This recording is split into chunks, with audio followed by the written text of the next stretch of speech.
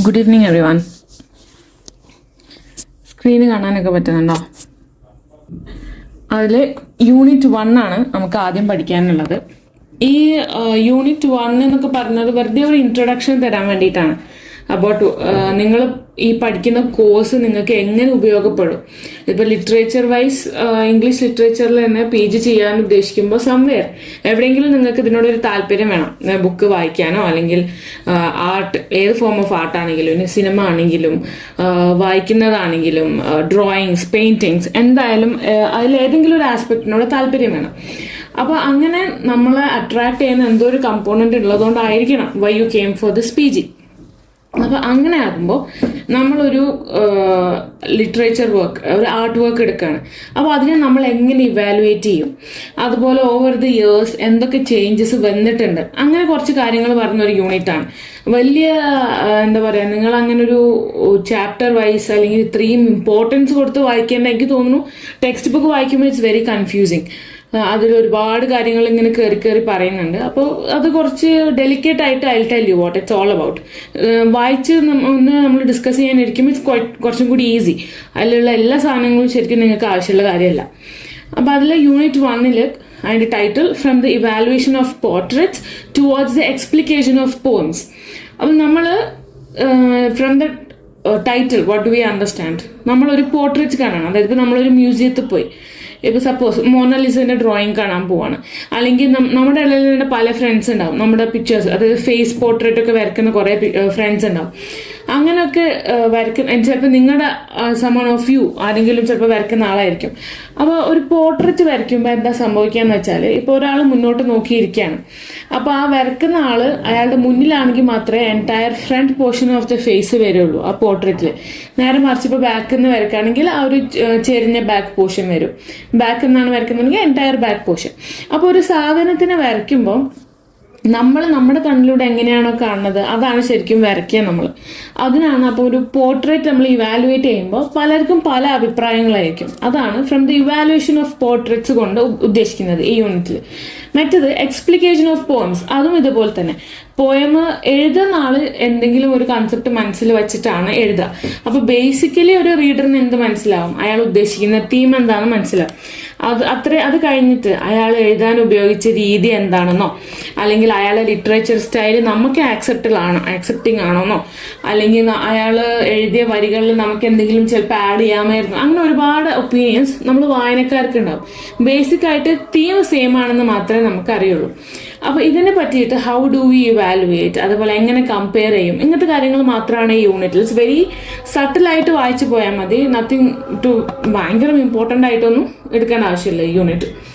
അങ്ങനെ അതിൽ ഇൻട്രൊഡക്ഷൻ. അപ്പം നിങ്ങൾക്ക് നിങ്ങളുടെ ടെക്സ്റ്റ് ബുക്ക് എടുത്താൽ ടെക്സ്റ്റ് ബുക്കിൻ്റെ ചട്ടമേ 2 പിക്ചേഴ്സ് കാണും. അതിനാണ് ഫ്രോണ്ടിസ്പീസസ് എന്ന് പറയാം. അപ്പോൾ ഒരു ബുക്കിൻ്റെ മുന്നിൽ, അതുപോലെ നിങ്ങളുടെ ബുക്സിൽ ത്രൂ ഔട്ട് ഒരുപാട് പിക്ചേഴ്സ് വരുന്നുണ്ട്. അപ്പോൾ ഈ പിക്ചേഴ്സൊക്കെ ശരിക്കും അവരത് വെറുതെ അവിടെ കൊടുത്തതാണോ, അപ്പം ഈ ബ്രിട്ടീഷ് പോയട്രി ആണ്, ഏതെങ്കിലും 2 ചിത്രം അതിലേക്ക് ഇട്ടേക്കാം എന്ന് വിചാരിച്ചിട്ടാണോ ആ ഒരു ഫ്രോണ്ടിസ്പീസ് അവിടെ വച്ചത് എന്നാണ് ആദ്യം ഇൻട്രൊഡക്ഷനിൽ പറയുന്നത്. ശരിക്കും അവർ ഈ ഒരു ഫ്രോണ്ടിസ്പീസിന്റെ ഒരു പേർപ്പസ് കണ്ടിട്ടുണ്ട്. കാരണം ജനറലി നമ്മൾ സയൻസ് പഠിക്കുന്ന പോലെ ഫാക്ച്വൽ അല്ല ലിറ്ററേച്ചർ. ഞാൻ നേരത്തെ പറഞ്ഞ പോലെ ഇനിയിപ്പോൾ പോയട്രി എടുക്കാം, പ്ലേസ്, ഡ്രാമാസ് എടുക്കാം, ഏതെങ്കിലും നോവൽ, സ്റ്റോറി, എന്തായാലും ഒരു ഫാക്ച്വൽ കോമ്പോസിഷൻ അല്ല അതിന് വരുന്നത്. നമ്മൾ വായിക്കുന്നത് ഒരാൾ പറയുന്ന അയാളുടെ പോയിന്റ് ഓഫ് വ്യൂയിലുള്ള കഥയാണ്. പക്ഷെ നമ്മളത് വായിക്കുമ്പോൾ നമുക്കത് അതേ രീതിയിൽ ആക്സെപ്റ്റ് ചെയ്യാൻ പറ്റണമെന്ന് ഒരു നിർബന്ധമില്ല. ഓതറിന് അത് നിർബന്ധം പിടിക്കാനും പറ്റൂല. അപ്പോൾ അത് it is in the hands of readers. ഒരു ബുക്ക് പ്യുവർലി വിജയിക്കണോ അതോ ഫ്ലോപ്പ് ആണോ എന്ന് തീരുമാനിക്കുന്നത് ആരാണ്? റീഡേഴ്സാണ്. അപ്പോൾ അതേപോലെ ഈ ബുക്കിന്റെ മുന്നിൽ വച്ചിരിക്കുന്ന ഫ്രോണ്ടിസ്പീസ് ശരിക്കും ഒരു എസ്തെറ്റിക് പർപ്പസിനല്ല, അതിൻ്റെ ഒരു ഭംഗിക്ക് വേണ്ടിയിട്ടല്ല.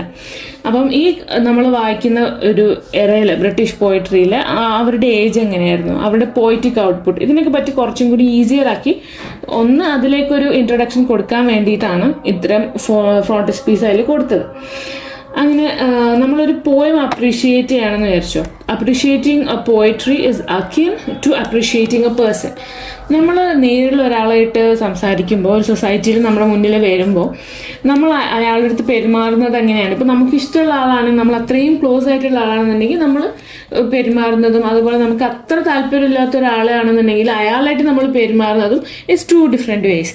നമ്മൾ ആ ഒരു ഡിസ്ലൈക്ക് ചിലപ്പോൾ മുഖത്ത് കാണിച്ചില്ലെങ്കിൽ പോലും നമ്മൾ അറിയാതെ നമ്മൾ സംസാരിക്കുന്ന രീതി, നമ്മുടെ ബോഡി ലാംഗ്വേജ് വ്യത്യാസം ഉണ്ടാവും. അതേപോലെ തന്നെയാണ് പോയിട്രി. ഒരു ആളുടെ വർക്ക്, അതായത് ഒരു പോയിറ്റിൻ്റെ വർക്ക് നമുക്ക് വായിച്ചിട്ട് ഇഷ്ടപ്പെട്ടില്ല എന്നുണ്ടെങ്കിൽ പിന്നെ അടുത്തത് വായിക്കുമ്പോഴും നമുക്ക് എന്തുണ്ടാവും, ആ ഒരു പ്രെജുഡിസ് ഉണ്ടാവും, എനിക്കത് ഇഷ്ടപ്പെട്ടില്ല. അപ്പോൾ അതേപോലെ തന്നെ ആയിരിക്കും ഈ പോയമും, അത് വായിക്കണോ എന്നുള്ളൊരു ക്വസ്റ്റ്യൻ നമ്മുടെ ഉള്ളിലുണ്ടാവും. അപ്പോൾ ഹൗ വി അപ്രിഷിയേറ്റ് പേഴ്സൺ, ഒരാൾ നമ്മൾ എങ്ങനെ പെരുമാറുന്നോ അതേപോലെ തന്നെയാണ് ഒരു പോയിട്രീൻ്റെ അടുത്തും പെരുമാറുന്നത്. അപ്പം ഈ ഒരു കോഴ്സ് നമ്മൾ പഠിക്കുമ്പോൾ, ഓക്കെ, ബ്രിട്ടീഷ് പോയിട്രി നിങ്ങളുടെ MEG 01 ഈ കോഴ്സ് പഠിക്കുമ്പോൾ എന്താണ് ശരിക്കും നമ്മൾ അണ്ടർസ്റ്റാൻഡ് ചെയ്യേണ്ടത്? ഒരു പോയറ്റ് എന്തിനു വേണ്ടിയിട്ടാണ് ആ ഒരു കൺസെപ്റ്റ് പറഞ്ഞത്. ഇപ്പോൾ ഒരു പോയം വായിക്കുമ്പോൾ അയാളൊരു തീമിനെ ബേസ് ചെയ്തിട്ടാണല്ലോ ഒരു വർക്ക് ചെയ്തത്. അപ്പോൾ നമ്മൾ എന്ത് അണ്ടർസ്റ്റാൻഡ് ചെയ്യണം? അതിൻ്റെ വൈയും അതിൻ്റെ ഹവും നമ്മൾ മനസ്സിലാക്കണം. കാരണം ആ ഓഥർ ഇരിക്കുന്ന, അല്ലെങ്കിൽ ആ പോയറ്റ് ഇരിക്കുന്ന അയാളുടെ മാനസികാവസ്ഥ എന്തായിരുന്നു, അതാണ് വൈ. അപ്പം ആ ഒരു കണ്ണിലൂടെ നമ്മളൊന്ന് ചിന്തിക്കണം, അയാൾ എന്ത് ഉദ്ദേശിച്ചിട്ടായിരിക്കും എഴുതിയത്, അയാൾ ഇത്രയും കഷ്ടപ്പെട്ടതുകൊണ്ടാവില്ലേ ഈ ഒരു തീം അയാൾ ഫോളോ ചെയ്തത് എന്ന് എന്താ നമ്മൾ അണ്ടർസ്റ്റാൻഡ് ചെയ്യണം. നെക്സ്റ്റ് വൺ ഇസ് ഹൗ, ഇയാൾ എങ്ങനെ ഇത് എഴുതി. കാരണം ഒരു പോയം എടുക്കുകയാണെന്നുണ്ടെങ്കിൽ അതിൽ പല ഫാക്ടേഴ്സ് നമ്മൾ നോക്കാനുണ്ട്. അതായത് അതിൻ്റെ പോയറ്റിക് ലാംഗ്വേജ് എങ്ങനെയാണ്, അതിലുള്ള റിതം എങ്ങനെയാണ്, അതിൻ്റെ മീറ്റർ എങ്ങനെയാണ്, ഇങ്ങനെ പല കാര്യങ്ങളും നമ്മൾ പഠിക്കാനുണ്ട്. അപ്പം നമ്മൾ എപ്പോഴും ഒരു ലിറ്ററേച്ചർ വർക്ക് അപ്രിഷിയേറ്റ് ചെയ്യാനോ അല്ലെങ്കിൽ അത് ആസ്വദിക്കാനോ പോകുമ്പോൾ it should begin with us. Okay, നമ്മുടെ ഉള്ളിൽ തന്നെ നമ്മളൊരു നല്ല മെൻറ്റാലിറ്റി ആയിട്ട് നമ്മൾ കാണുന്ന പോർട്രേറ്റ്, അതായത് നമ്മൾ കാണുന്ന ആർട്ട് വർക്ക് ആണെങ്കിലും വായിക്കാൻ പോകുന്ന ബുക്കാണെങ്കിലും കുറച്ച് മൈൻഡ് ഫ്രീ ആക്കിയിട്ട് ഇത് നമുക്കൊരു പോസിറ്റീവ് വൈബിലിരുന്ന് വായിച്ചാലാണ് എപ്പോഴും നമുക്കത് കുറച്ചും കൂടി ബെനിഫിറ്റ് ചെയ്യാം. അത് മനസ്സിലാക്കാനാണെങ്കിലും ആ ഒരു വർക്ക് റിലേറ്റ് ചെയ്യാനാണെങ്കിലും ഇറ്റ്സ് ഓൾവേസ് ബെറ്റർ നമ്മളൊരു പോസിറ്റീവ് വൈബിൽ ഇരിക്കാനുള്ളത്. അപ്പോൾ അതുകൊണ്ട് തന്നെ ഒരു വർക്ക് അപ്രീഷിയേറ്റ് ചെയ്യാൻ പല ക്രൈറ്റീരിയകളുണ്ടാവും. ഇപ്പം ഒരു പെയിൻറ്റിങ് നമ്മൾ അപ്രീഷിയേറ്റ് ചെയ്യാൻ പോവുകയാണെന്നുണ്ടെങ്കിൽ അതിൽ യൂസ് ചെയ്തിട്ടുള്ള പെയിൻറ് എന്താണ്, വാട്ടർ കളർ ആണോ, അതോ ആക്രിലിക് ആണോ, ഓയിൽ പെയിൻറ് ആണോ, അതുപോലെ അത് നേച്ചർ പെയിൻറ്റിങ് ആണോ, അല്ലെങ്കിൽ ആളുടെ പോർട്രേറ്റ് ആണോ, ഇങ്ങനെ പല പല ക്രൈറ്റീരിയ വെച്ചിട്ട് നമുക്കൊരു പെയിൻറ്റിങ് ഇവാലുവേറ്റ് ചെയ്യാം. അതേപോലെ തന്നെ പോയമും അതൊരു സോണറ്റ് ആണോ, അല്ലെങ്കിൽ അതൊരു റിതം ഫോളോ ചെയ്യുന്നുണ്ടോ, അതിൽ യൂസ് ചെയ്തിരിക്കുന്ന ലാംഗ്വേജ് നമുക്ക് ഈസിലി ആക്സസിബിൾ ആണോ, പല ഫാക്ടേഴ്സ് വെച്ചിട്ട് നമുക്ക് പോയമും എന്ത് ചെയ്യാം, അപ്രിഷിയേറ്റ് അല്ലെങ്കിൽ ഇവാലുവേറ്റ് ചെയ്യാം. അതിന് പല പല ക്രൈറ്റീരിയകൾ ഉണ്ടാകാം. ഒരേ സാധനം വായിക്കുന്ന ഇപ്പം ലൈക്ക് 2 of you, ഇപ്പം നിങ്ങളുടെ ഈ ഒരു ബഞ്ച് ഓഫ് സ്റ്റുഡൻസിൻ്റെ ഇടയിൽ ഒരു പോയം തന്നെ ഞാൻ വായിക്കാൻ തരാണെങ്കിൽ നിങ്ങൾ 2 പേര് ചിലപ്പോൾ 2 ക്രൈറ്റീരിയകൾ വെച്ചിട്ടായിരിക്കാം ഒരു സാധനം അപ്രീഷിയേറ്റ് ചെയ്യുന്നതോ വേണ്ടോ എന്ന് തീരുമാനിക്കുന്നത്. അപ്പോൾ ത്രൂ ഔട്ട് ദിസ് ഈ ഒരു യൂണിറ്റ് എന്താണ്, അതിലേക്കൊരു ഇൻട്രഡക്ഷൻ ആണ്. ഇപ്പം നിങ്ങൾക്ക് ലിറ്റററി ക്രിറ്റിസിസം എന്നുള്ളൊരു സബ്ജക്റ്റ് നിങ്ങൾ പഠിച്ചിട്ടുണ്ടാവണം. ഓക്കെ, അങ്ങനെ പഠിച്ചിട്ടുണ്ടെന്നുണ്ടെങ്കിൽ അതിന് കുറച്ചും കൂടി ഈസിയായിട്ട് നമുക്ക് മനസ്സിലാക്കാം. കമ്പയർ ചെയ്ത് പഠിക്കാൻ കുറച്ചും കൂടി ഈസിയാണ്. That's it. This course emphasizes prosody, the study of poetic language. അപ്പോൾ നമ്മൾ പോയം എഴുതാൻ യൂസ് ചെയ്യുന്ന ലാംഗ്വേജ് എങ്ങനെയാണ്, അതിൻ്റെ റിതം, അതിൻ്റെ മെലഡി, മീറ്റർ, റൈമിംഗ് സ്കീം, അതിൽ യൂസ് ചെയ്തിട്ടുള്ള പോയറ്റിക് ഡിവൈസസ് എന്തൊക്കെയാണ്, ഇങ്ങനത്തെ പല കാര്യങ്ങളുടെയും ഒരു സ്റ്റഡിയാണ് പ്രൊസോഡി എന്ന് പറയുന്നത്. അപ്പോൾ അതുകൊണ്ട് തന്നെ ഇതിനൊരു എംഫസിസ് ഉണ്ട്. നമ്മൾ ബ്രിട്ടീഷ് പോയംസ് പഠിക്കാൻ പോകുന്നത് കൊണ്ട് തന്നെ ആ ഒരു പോയറ്റിക് ലാംഗ്വേജിനോട് കുറച്ചും കൂടിയും നമ്മൾ ഫെമിലിയർ ആയിരിക്കണം. അപ്പോൾ അതിനൊരു അങ്ങനെ ഫെമിലിയർ ആയാൽ മാത്രമേ നമുക്ക് എന്ത് ചെയ്യാൻ പറ്റുള്ളൂ, ഏത് പോയം വായിച്ചാലും നമുക്കത് ക്രിട്ടിക്കലി വായിക്കാൻ പറ്റുള്ളൂ. മറ്റേത് you can enjoy as A normal reader, അല്ലെങ്കിൽ ലിറ്ററേച്ചർ ഇഷ്ടമുള്ള ഒരാളെന്നുള്ള നിലയ്ക്ക് നിങ്ങൾക്ക് പലതും വായിച്ചിട്ട് പല രീതിക്കും അത് മനസ്സിലാക്കാം. പക്ഷേ അതിലേക്ക് നിങ്ങൾക്ക് കുറച്ചും കൂടിയും ഒന്ന് ക്രിട്ടിക്കലി വായിക്കണം. അതിൻ്റെ സയൻറ്റിഫിക് ബാക്ക്ഗ്രൗണ്ട് എന്നൊക്കെ പറയുന്ന പോലെ അതിൻ്റെ ലാംഗ്വേജ് വൈസ് എങ്ങനെയാണ്, അതിൽ യൂസ് ചെയ്തിരിക്കുന്ന ഡിവൈസസ് എന്താണ് എന്നൊക്കെ നമുക്ക് മനസ്സിലാവണമെങ്കിൽ യു ഷുഡ് നോ പ്രൊസോഡി. അപ്പം അതിൻ്റെ ഒരു ഇമ്പോർട്ടൻസ് ഈ കോഴ്സിൽ നല്ലോണം പറയുന്നുണ്ട്. പിന്നെ എക്സാമിനിങ് 2 പോർട്രേറ്റ്സ്, അതായത് നിങ്ങളുടെ ബുക്കിൻ്റെ കവർ പേജിലുള്ള 2 പോർട്രേറ്റ്സിൻ്റെ എക്സാമിനിങ് ആണ് ഈ പറയുന്നത്. അപ്പോൾ ഈ ബ്ലോക്കിൽ നമ്മൾ പഠിക്കാൻ പോകുന്നത്, okay, through out the units എന്തൊക്കെ പഠിക്കുന്നുണ്ടോ അതിലേക്ക് ഒരു ഇൻട്രഡക്ഷൻ ആണ് ആ കവർ പേജിൽ കൊടുത്തിട്ടുള്ള 2 ഫോട്ടോസ്. അപ്പോൾ അതിൽ ഒരു ഫോട്ടോ ഉണ്ട്, മുന്നിൽ തന്നെ ഇങ്ങനെ ഒരു 2 കൈയുള്ളൊരു വുമൻ ഇങ്ങനെ നിൽക്കുന്ന ഒരു ഫോട്ടോ ഉണ്ട്, നിങ്ങളുടെ ഫ്രണ്ട് പേജ് എടുത്താൽ കാണും. അപ്പോൾ അത് മിക്ക ആൾക്കാരും അത് ഗോഡസ് ആണെന്നൊക്കെ വിചാരിച്ചിട്ട് അത് തെറ്റിദ്ധരിക്കാറുണ്ട്. പക്ഷെ ശരിക്കും അതൊരു ഗോഡസ് അല്ല. നോർമലി ഗോഡസിന് 4 കൈയുണ്ട്, പക്ഷെ ഇവിടെ എന്താണെന്ന് വെച്ചാൽ ആകെ 2 കൈയുള്ളൊരു നോർമൽ സ്ത്രീയാണത്.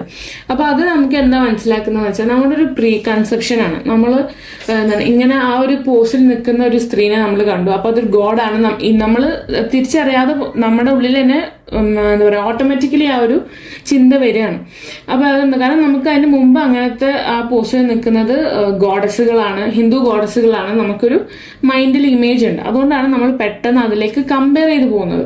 അപ്പോൾ അതുകൊണ്ട് തന്നെ ഇങ്ങനത്തെ കുറേ മിസ് ഐഡന്റിഫിക്കേഷനുകൾ അല്ലെങ്കിൽ നമുക്ക് മിസ് അണ്ടർസ്റ്റാൻഡിങ്സ് സംഭവിക്കുന്നുണ്ട്. കാരണം എല്ലാ ആളുടെയും ഉള്ളിൽ അവർ വളർന്നു വന്ന ഒരു ജീവിത രീതി പ്രകാരം പല കാര്യങ്ങൾക്കും എന്തുണ്ട്, ഒരു പ്രീ കൺസെപ്ഷൻ ഉണ്ട്. അത് ഒരു വലിയ ഡേഞ്ചറസ് പോയിന്റ് ആണ്. When you come to reading a fresh literature work, ഒരു ബുക്ക് നിങ്ങൾ ഇത്രയും കാലം വായിക്കാത്തൊരു ബുക്കോ അല്ലെങ്കിൽ പരിചയമില്ലാത്തൊരു പോയമോ വായിക്കുമ്പോൾ അതിലൊരു നമുക്കൊരു പ്രീ കൺസെപ്ഷൻ ഉണ്ട്. ഓക്കെ, നമുക്കൊരു മുൻചിന്തകൾ അതിന് പറ്റിയിട്ടുണ്ടെന്നുണ്ടെങ്കിൽ നമുക്ക് അതിൻ്റെ ട്രൂ എസെൻസിൽ നമുക്ക് അതെന്ത് ചെയ്യാൻ പറ്റില്ല, യു കനോട്ട് എക്സാമിൻ അല്ലെങ്കിൽ ക്രിട്ടിസൈസ്, അങ്ങനെ ഒരു ഓപ്ഷൻ അതിൽ വരുന്നുണ്ട്. പിന്നെ അത് തന്നെ നമ്മൾ കുറച്ച് ഡീറ്റെയിൽ ആയിട്ട് പറയണം. എക്സാമിനിങ് 2 പോർട്രേറ്റ്സ്, ഇത് അങ്ങനെ ഒരു ഞാൻ നേരത്തെ പറഞ്ഞ പോലെ ഒരു പെർട്ടിക്കുലർ ചാപ്റ്റർ ആയിട്ട് നിങ്ങൾ കൺസിഡർ ചെയ്യേണ്ടത്. ജസ്റ്റ് അതിൻ്റെ കാര്യങ്ങൾ പറഞ്ഞു പോവുക, എങ്ങനെ നമ്മൾ എക്സാമിൻ ചെയ്യണം, എങ്ങനെ ഒരു പോയിട്രി കമ്പയർ ചെയ്യണം, അങ്ങനത്തെ കാര്യങ്ങൾ മാത്രമാണ് ഇതിൽ. ഓക്കെ, അപ്പോൾ അതിൽ ഈ കവറിൽ പറയുന്ന പോലെ ഞാൻ നേരത്തെ പറഞ്ഞു മിസ് ഐഡന്റിഫിക്കേഷൻ സംഭവിക്കുന്നുണ്ട്. അപ്പോൾ ഈ കോഴ്സിൻ്റെ എയിം ശരിക്കും എന്താണ്, to reorient affective faculties to improve interpretation. അതായത് ഒരു ആർട്ട് അല്ലെങ്കിൽ പോയിട്രി വർക്കിനെ അപ്രീഷിയേറ്റ് ചെയ്യാൻ ശരിക്കും നിങ്ങളെല്ലാവരെയും പഠിപ്പിക്കുക, അതാണ് ഈ ഒരു കോഴ്സിൻ്റെ എയിം. അപ്പോൾ അതുകൊണ്ട് തന്നെ എന്ത് ചെയ്യണം, നമ്മൾ ഈ ഒരു ആർട്ട് അല്ലെങ്കിൽ ലിറ്ററേച്ചർ വായിക്കുമ്പോൾ നമ്മുടെ ഓരോരുത്തരെയും പേഴ്സ്പെക്റ്റീവ് ക്ലിയർ ആയിരിക്കണം. നമുക്ക് അത്യാവശ്യം നോളജും വേണം. നമ്മളിപ്പം തീരെ ഒരു ഇംഗ്ലീഷ് ലിറ്ററേച്ചർ അല്ലെങ്കിൽ എന്താണ് ഒരു പോയം വായിക്കാനൊന്നും താല്പര്യമില്ലാത്ത ഒരാളെ പിടിച്ചിട്ട് നമ്മൾ ഒരിക്കലും വായിപ്പിച്ചിട്ടോ അല്ലെങ്കിൽ ഇരുത്തി വായിപ്പിച്ചിട്ട് എന്താക്കണം എന്നില്ല, ആ ലിറ്ററേച്ചർ ശരിക്കും മനസ്സിലാവാനോ അല്ലെങ്കിൽ അത് അതേപോലെ ആക്സെപ്റ്റ് ചെയ്യാനോ അയാൾക്ക് പറ്റണമെന്നില്ല. അപ്പോൾ അതുകൊണ്ട് തന്നെ you should have A prior knowledge. അപ്പം എന്താണ് നമ്മൾ വായിക്കാൻ പോകുന്നത്, അതിൻ്റെ തീം എന്താണെന്ന് ഏകദേശം നമുക്കൊരു ഐഡിയ വേണം. എന്നിട്ട് അതിൻ്റെ പ്രൊസോഡി നേരത്തെ പറഞ്ഞ പോലെ ലാംഗ്വേജ് എന്താണെന്ന് നമുക്കൊരു ഐഡിയ വേണം. സോ ദാറ്റ് നമുക്കത് പ്യുവർ സെൻസിൽ മനസ്സിലാക്കാൻ പറ്റും. അപ്പം നമ്മൾ പല ഇന്ത്യൻ പോർട്രേറ്റാണ് ഇപ്പം നിങ്ങളുടെ ബുക്കിൻ്റെ ചട്ടയിലുള്ളത്. അപ്പോൾ അങ്ങനെ ഒരു ഇന്ത്യൻ പോർട്രേറ്റ് കൊടുക്കാൻ എന്താണെന്ന് വെച്ചാൽ നമ്മൾ പഠിക്കുന്നത് ബ്രിട്ടീഷ് പോയംസ് ആണ്, പക്ഷെ ഒരു ഇന്ത്യൻ പോർട്രേറ്റ് ആണ് നിങ്ങളുടെ ചട്ടയിൽ കൊടുത്തത്. അതിന് കാരണം എന്ന് വെച്ചാൽ ഒരു കൾച്ചറൽ അപ്രിസിയേഷൻ ആണ്. കാരണം നമ്മൾ ഇവന്തോ നമ്മൾ പഠിക്കുന്നത് അന്യനാട്ടിലെ സാധനങ്ങളാണെങ്കിൽ കൂടിയും deep down V are all Indians. അപ്പോൾ ആ ഒരു ഇന്ത്യനിസം നമ്മുടെ ഉള്ളിൽ വെച്ചുകൊണ്ടാണ് നമ്മൾ വേറെ നാട്ടിലെ ആൾക്കാരെ പോയിട്രി എൻജോയ് ചെയ്യാൻ പോകുന്നത്. അപ്പം ഓരോരുത്തരെയും പേഴ്സണൽ ടേസ്റ്റ് വ്യത്യാസം ഉണ്ടാവും. ഇപ്പോൾ ഒരാൾ വേറെ നാട്ടിലാണ് ജനിച്ച് വളരുന്നത്, ഐ മീൻ ബേസിക്കലി ഇന്ത്യനാണ്, പക്ഷേ US പോയിട്ടാണ് വളരുന്നതെന്നുണ്ടെങ്കിൽ ഒരിക്കലും അയാൾക്ക് ഒരു പക്ഷേ കേരളത്തിൽ തന്നെ വളർന്ന ഒരു കുട്ടീനെ വെച്ച് കമ്പയർ ചെയ്യുമ്പോൾ എന്തുണ്ടാവില്ല, അവരുടെ പേഴ്സണൽ ടേസ്റ്റ് വ്യത്യാസമായിരിക്കും. അതുപോലെ അവരൊരു പോയിട്രീനെ ആർട്ടിനെ മനസ്സിലാക്കുന്ന ഒരു ഇൻ്റർപ്രിട്ടേഷൻ, അവരുടെ ചിന്താഗതികൾ വ്യത്യാസം ഉണ്ടാവും. അപ്പോൾ എത്രയൊക്കെ നമ്മൾ ദൂരെ പോയാലും ആ ഒരു ഇന്ത്യനിസം നമ്മുടെ ഉള്ളിൽ വേണം എന്നുള്ളൊരു കൺസെപ്റ്റ് കാണിക്കാൻ, ആ ഒരു കൾച്ചറൽ അപ്രിസിയേഷൻ കാണിക്കാൻ വേണ്ടിയിട്ടാണ് ഒരു ഇന്ത്യൻ പോർട്രേറ്റ് തന്നെ എന്തോ ഒരു ബ്രിട്ടീഷ് ഹിസ്റ്ററി അല്ലെങ്കിൽ ബ്രിട്ടീഷ് പോയട്രീൻ്റെ ബുക്കാണെങ്കിലും ഒരു ഇന്ത്യൻ പോർട്രേറ്റ് മുന്നിൽ വെച്ചത്. അതുപോലെ തന്നെ നിങ്ങളുടെ 3rd കവറിൽ ഒരു ഷെപ്പേർഡിൻ്റെ പിക്ചർ ഉണ്ടാവും. ഷെപ്പേർഡ് എന്ന് പറഞ്ഞാൽ ആട്ടിടയാണ്. അപ്പോൾ ഈ ഷെപ്പേർഡിൻ്റെ പിക്ചർ എന്താ റിസംബ്ലൻസ് എന്ന് പറഞ്ഞാൽ, it has a resemblance of Godo Pahan, a farmer from Pandra village near Ranchi. I'm telling you over and over again, വലിയ ഇമ്പോർട്ടൻസ് കൊടുക്കേണ്ട, കാരണം ഒരുപാട് പേരുകളും പെയിന്റിങ്സും ഒക്കെ വന്നു പോകുന്നുണ്ട്. നിങ്ങൾക്ക് ആ കൺസെപ്റ്റ് മനസ്സിലായാൽ മതി, what we are talking about. അപ്പോൾ ഈ പെയിന്റിങ് എന്താ, ഒരു ഗോഡോ പഹാൻ എന്ന് പറഞ്ഞൊരു ഫാമർ ഉണ്ട് റാഞ്ചി എന്ന് പറഞ്ഞാൽ നമ്മുടെ ഇന്ത്യൻ സ്ഥലത്ത് ഒരു പാൻഡ്ര വില്ലേജ് ഉണ്ട്. അവിടെ നമ്മുടെ ആർട്ടിസ്റ്റ് കണ്ട ഒരു ഫാമറാണ് ഈ ഗോഡോ പഹാൻ. അപ്പോൾ ഈ ഗോഡോ പഹാനെ ഒരു ഷെപ്പേർഡ് ആക്കിയിട്ടാണ് ആ ഫോട്ടോ കാണിക്കുന്നത്. ഈവൻ ദോ അതെന്താണ് ഒരു ഇന്ത്യൻ വില്ലേജിൽ കണ്ട ഒരു ഷെപ്പേർഡ് ആണെങ്കിൽ പോലും ആ ഒരൊറ്റ പിക്ചർ വെച്ചിട്ട് ഒരു ലിറ്ററേച്ചർ സ്റ്റുഡൻറ് എന്നുള്ള നിലക്ക് നിങ്ങൾ ഇത്രയും കാലം വായിച്ച പല ലിറ്റററി വർക്ക്സിലെ ഷെപ്പേർഡുകൾ നിങ്ങൾക്ക് ഓർമ്മിക്കാം. അപ്പോൾ അതിലുള്ള ഒരു എക്സാമ്പിൾ ആണ് കേഡ്മൻ. ഈ ഒരു കേഡ്മൻ. കേഡ്മൻ എന്നുള്ളതൊരു ആംഗ്ലോ സാക്സൺ ഷെപ്പേർഡ് പോയറ്റാണ്. അതായത് അയാൾക്ക് വായിക്കാനോ എഴുതാനോ ഒന്നും അറിയില്ലായിരുന്നു, ഒരു ഇല്ലിറ്ററേറ്റ് ആയിരുന്നു. അങ്ങനെ ഒരു ദിവസം അക്കോർഡിംഗ് ടു ദ ലെജൻഡ് എന്താ പറയുന്നതെന്ന് വെച്ചാൽ ഇയാൾ നോർമൽ ഷെപ്പേർഡാണ്, വായിക്കാനോ എഴുതാനോ ഒന്നും അറിയാത്തൊരു ഷെപ്പേർഡാണ്.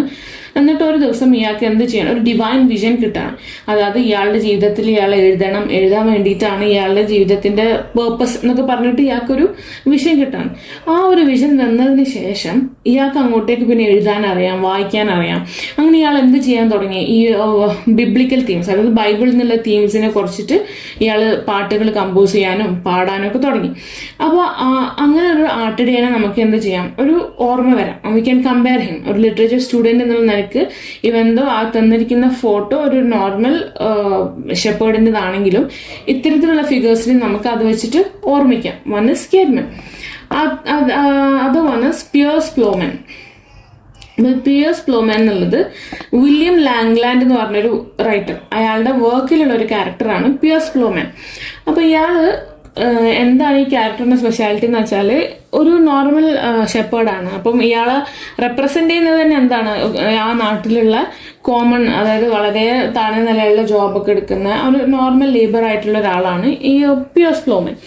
അപ്പോൾ ഈ പോയത്തിലൂടെ വില്യം ലാംഗ്ലാൻഡ് എന്താ ചെയ്യുന്നതെന്ന് വെച്ചാൽ പല തീംസ്, റിലീജിയനെ പറ്റിയിട്ടും അതുപോലെ സൊസൈറ്റിയിൽ നടക്കുന്ന ജസ്റ്റിസ്, ഇൻജസ്റ്റിസ്, ഇതിനൊക്കെ പറ്റിയിട്ട്, അതുപോലെ സത്യാവസ്ഥ എന്താണെന്ന് മനസ്സിലാക്കാനുള്ളൊരു ത്വര, ഇങ്ങനത്തെ പല കാര്യങ്ങളും എല്ലാവർക്കും ഉണ്ട്. അതായത് റിച്ച് ആൾക്കാർക്ക് മാത്രമല്ല, ഒരു നോർമൽ ഹമ്പിൾ ആയിട്ടുള്ള ഒരു നോർമൽ ഷെപ്പേർഡിന് പോലും എന്തുണ്ട്, ഈ പിയേഴ്സ് പ്ലോമാൻ പോലെയുള്ള ഷെപ്പേർഡ്സിനും ആ ഒരു റൈറ്റ് ഉണ്ട്.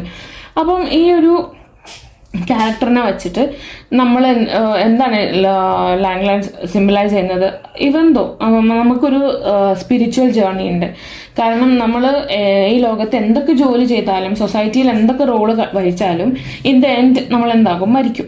അപ്പോൾ ആ ഒരു സ്പിരിച്വൽ ജേർണിയിലേക്ക് വേണ്ടിയിട്ട്, മരിക്കുമ്പോൾ നമുക്ക് സാൽവേഷൻ കിട്ടാൻ വേണ്ടിയിട്ട്, സാൽവേഷൻ എന്ന് പറഞ്ഞാൽ മുക്തി, അപ്പം അത് കിട്ടാൻ വേണ്ടിയിട്ടാണ് നമ്മളെല്ലാവരും ശ്രമിക്കുന്നത് ലൈഫിൽ. അപ്പം അത്തരം നമ്മുടെ സൊസൈറ്റി നമ്മളെ ഹ്യൂമിലൈസ് ചെയ്താലോ അല്ലെങ്കിൽ നമ്മുടെ ഡിവോഷനൊന്നും ആരും സീരിയസ് ആക്കി എടുത്തില്ലെങ്കിൽ പോലും നമുക്ക് എന്ത് ചെയ്യാം, നമ്മുടെ ഒരു ഹോപ്പ് വെച്ചിട്ട് നമ്മുടെ ഉള്ളിലുള്ള എന്താ പറയുക സൊസൈറ്റിയിലുള്ള ഇൻജസ്റ്റിസിനെതിരെയുള്ളൊരു ആങ്കർ, ഇവിടെ ആങ്കർ എന്ന് ഉദ്ദേശിക്കുന്നത് അതാണ്, നമ്മുടെ ആ സൊസൈറ്റിനെതിരെ നമുക്ക് ഫൈറ്റ് ചെയ്യാനുള്ള ഒരു റൈറ്റൊക്കെ നമുക്കുണ്ട്. അപ്പോൾ അതുകൊണ്ട് തന്നെ ഇതെല്ലാം ഉപയോഗിച്ചിട്ട് നമ്മളൊരു സ്പിരിച്വൽ ലെവലിലേക്കാണ് നമ്മുടെ ലൈഫ് ബേസിക്കലി കൊണ്ടുപോകേണ്ടതെന്നാണ് വില്യം ലാംഗ്ലാൻഡ് ഈ പ്ലോമാൻ ഉപയോഗിച്ച് പറയുന്നത്. അടുത്തത് Robert burns, heaven taught Plowman. അപ്പോൾ റോബർട്ട് ബേൺസ് എന്നുള്ള ക്യാരക്ടർ ഒരു സ്കോട്ട്ലൻഡിലുള്ള ഒരു നാഷണൽ പോയറ്റായിരുന്നു. പക്ഷെ ഇയാളുടെ പോയട്രി കൂടുതലും എന്തിനാണ് അറിയപ്പെട്ടിരുന്നതെന്ന് വെച്ചാൽ ഈ പുവർ വർക്കിംഗ് ക്ലാസ് ആൾക്കാരുടെ സ്ട്രഗിൾ, അതാണ് ഇയാളുടെ ബേസിക് തീം. അങ്ങനെ ഇയാൾക്കൊരു ഫേമസ് ഫ്രേസ് ഉണ്ട്, അയാളുടെ മിക്ക വർക്ക്സിലും വരുന്നൊരു ഫ്രേസാണ് ഹെവൻ ടോട്ട് പ്ലോമാൻ.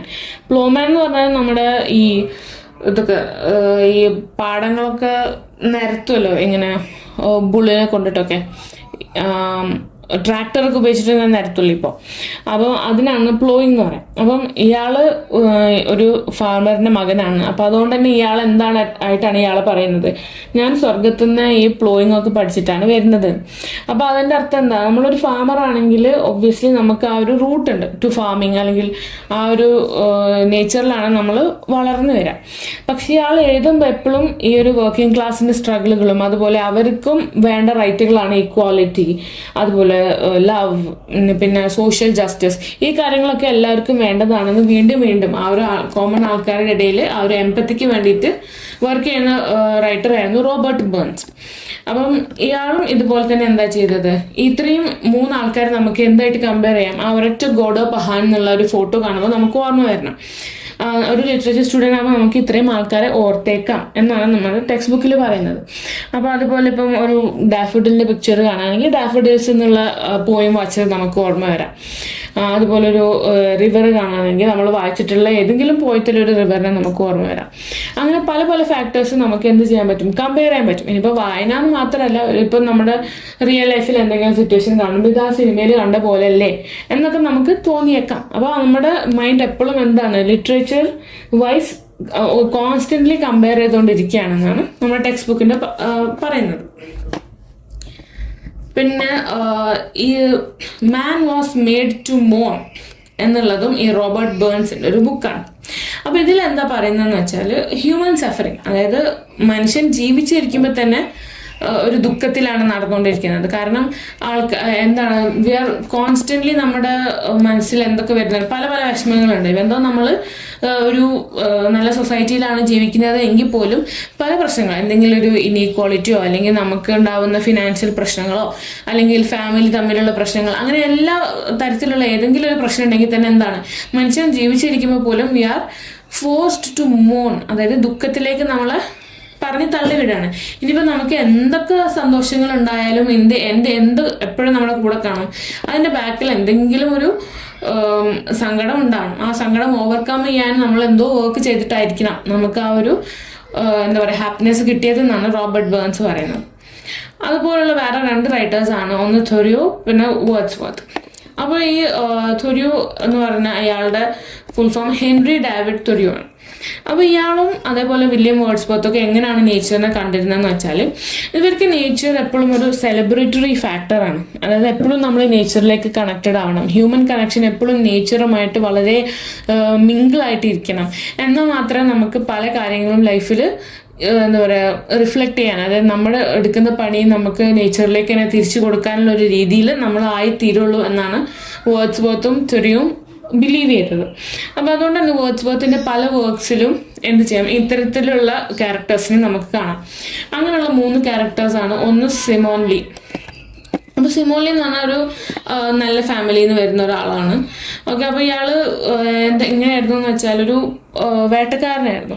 അങ്ങനെ ഇയാൾക്ക് നല്ല ചുരുചുറുക്കൊക്കെ ഉള്ള സമയത്ത് ഇയാൾ നല്ല രീതിയിൽ വേട്ടയൊക്കെ എടുത്ത് അങ്ങനെ ഇയാൾക്ക് അത്യാവശ്യം നല്ല പൈസയൊക്കെ ഉണ്ടായിരുന്നു. പക്ഷേ ഇയാൾ വയസ്സായതോടുകൂടി പിന്നെ എന്തായി, ആൾക്കാരും ഇയാളെ വേട്ടയ്ക്ക് വിളിക്കാതായി. കാരണം വയസ്സാവും തോറും ഒബ്വിയസ്ലി നമുക്ക് ഫിസിക്കലി ചേഞ്ചസ് വരും. അപ്പോൾ പിന്നെ ഇയാൾക്ക് എന്തായി, ആകെ മൊത്തം ഇയാളൊരു ഡിപ്രഷൻ സ്റ്റേറ്റിലേക്ക് പോവാണ്. ഇയാളെ സോഷ്യൽ സ്റ്റാറ്റസ് ഒക്കെ പിന്നെ അവിടുന്ന് നഷ്ടപ്പെടാണ്. കാരണം പിന്നീട് അങ്ങോട്ടേക്ക് ആരും അയാളെ വിളിക്കുന്നില്ല. അതുകൊണ്ട് തന്നെ ഇയാൾക്ക് പൈസ ഇല്ലാതായിപ്പോയി. അങ്ങനെ ഇയാൾ അത്രയും നേച്ചറുമായിട്ട് ഒന്നിച്ച് പോയിരുന്നെങ്കിൽ പോലും ആ ഒരു സൊസൈറ്റീൻ്റെ ചേഞ്ച് വന്നതോടുകൂടി എന്തായി, ആർക്കും പിന്നെ അങ്ങനെ ഒരു വേട്ടക്കാരൻ എന്നുള്ളൊരു ടൈറ്റിലിൻ്റെ ആവശ്യമില്ലാതായി മാറി അയാളുടെ ജീവിതത്തിൽ. അപ്പോൾ പണ്ടൊക്കെ ബിഫോർ നമുക്ക് എന്താണ് കോഴി ഇങ്ങനെ, ഇപ്പം നമുക്ക് എല്ലാ കടയിലും പോയിട്ട് നമുക്ക് കോഴി മേടിക്കാം, നമുക്ക് ചിക്കൻ മേടിക്കാം. പക്ഷെ പണ്ട് കോഴിനൊക്കെ ഓടിച്ചിട്ട് പിടിക്കുന്ന കാലത്ത് അങ്ങനെ പിടിക്കാൻ കഴിവുള്ള ഒരാൾ തന്നെ ആവശ്യമായിരുന്നു. അന്ന് അതൊരു സ്റ്റേറ്റസ് ആയിരുന്നു, ആ ഒരു പണിക്കാരൻ ആവശ്യമായിരുന്നു. പക്ഷെ ഇന്നിപ്പോൾ അതിൻ്റെ ആവശ്യമില്ല, നമുക്ക് എവിടെ പോയാലും റെഡിലി അവൈലബിൾ ആണ്. അങ്ങനത്തെ ചേഞ്ചുകൾ എങ്ങനെ സംഭവിക്കും, ഓവർ ദ ഇയേഴ്സ് സംഭവിക്കും. അപ്പോൾ അങ്ങനത്തെ ഒരു ക്യാരക്ടറാണ് സിമോൺ ലീ. പിന്നെ അടുത്ത ക്യാരക്ടർ എന്ന് പറഞ്ഞാൽ ദ ഡിസ്ചാർജ്ഡ് സോൾജർ. അപ്പോൾ ഇയാളൊരു വെറ്ററൻ ആണ്. വെറ്ററൻ എന്ന് പറഞ്ഞാൽ വാറൊക്കെ കഴിഞ്ഞിട്ട് ഇയാൾ വീട്ടിലിരിക്കുകയാണ്. അപ്പോൾ ഈ വാർ കഴിഞ്ഞ് തിരിച്ചു വരുമ്പോൾ എന്താ സംഭവിക്കുന്നത് വെച്ചാൽ, ഈ യുദ്ധത്തിന് പോകുമ്പോഴും അതുപോലെ റെഡി ആകുമ്പോഴൊക്കെ എല്ലാവർക്കും ഇയാൾ നല്ല താല്പര്യമാണ്. അതുപോലെ എല്ലാവരും നല്ലോണം ഏറ്റു പറയുകയൊക്കെ ചെയ്യും, നല്ല സപ്പോർട്ടൊക്കെ കിട്ടും. അതൊക്കെ കഴിഞ്ഞ് പക്ഷേ ഇയാൾ വീട്ടിലെത്തുമ്പോൾ പിന്നെ ഇയാൾ ഒറ്റയ്ക്കാണ്. അതുമാത്രമല്ല ഒരു ഭയങ്കര ചേഞ്ചും സംഭവിച്ചിട്ടുണ്ട് അവരുടെ ലൈഫിൽ. കാരണം ഒരു വാർ എന്ന് പറയുമ്പോൾ അത്രയും അറ്റൻഷനും നമ്മൾ എന്താ പറയുക മുൾമുനയിൽ നിൽക്കുന്ന സമയമാണ്. നമ്മുടെ ജീവന് ഇപ്പം നഷ്ടപ്പെടുന്ന മീൻസ് നമ്മുടെ നേരെ ആരും ഫയർ ചെയ്യാതെ നമ്മൾ സൂക്ഷിക്കണം. അങ്ങനെ പല കാര്യങ്ങളും ഒരു സോൾജർ എന്ന നിലക്ക് നോക്കേണ്ടി വരും. പക്ഷേ ഇൻ ദ എൻഡ് ഇയാൾ ഇമോഷണലിയും ഫിസിക്കലിയും ഡ്രെയിൻഡ് ആയിട്ട് തളർന്നിട്ട് വീട്ടിലേക്ക് തിരിച്ച് വരുമ്പോൾ ഇയാളുടെ ലൈഫിന് പിന്നെ ഒരു പേർപ്പസ് ഉണ്ടോ ഇല്ലയെന്ന് ഇയാൾക്ക് മനസ്സിലാക്കാൻ പറ്റുന്നില്ല. കാരണം ആർക്കും അത്ര വലിയൊരു വില ഒരു സോൾജറായിട്ട് പോലും കൊടുക്കുന്നില്ല. അപ്പം ഇത് നമ്മുടെ ലൈഫിലും എന്ത് ചെയ്യുന്നുണ്ട്, സൊസൈറ്റിയിൽ നമ്മൾ എടുത്തു നോക്കുകയാണെന്നുണ്ടെങ്കിൽ ഇപ്പം എന്തോ സോൾജേഴ്സാണ് നമുക്ക് വേണ്ടിയിട്ട് നമ്മുടെ രാജ്യത്തിന് വേണ്ടിയിട്ടൊക്കെ ഫൈറ്റ് ചെയ്യുന്നതെന്ന് അറിഞ്ഞാൽ പോലും ആ ഒരു സോൾജറിന് കിട്ടേണ്ട റെസ്പെക്റ്റ് കിട്ടുന്നുണ്ടോ എന്നുള്ള കാര്യം ക്വസ്റ്റ്യനബിൾ ആണ്. അപ്പോൾ ഈ ഒരു ജേർണിനെ റിഫ്ലക്റ്റ് ചെയ്യുന്ന ക്യാരക്ടറാണ് ദ ഡിസ്ചാർജ്ഡ് സോൾജർ. അത് കഴിഞ്ഞിട്ടുള്ള വേറെ ക്യാരക്ടറാണ് മൈക്കിൾ. മൈക്കിൾ എന്ന് പറഞ്ഞ ഇതുമാതിരി ഒരു ഷെപ്പേർഡാണ്. ഒരു എന്താ പറയുക നേച്ചറിനോട് കൂടുതൽ അടുത്ത് ജീവിക്കുന്ന ഒരാളാണ്.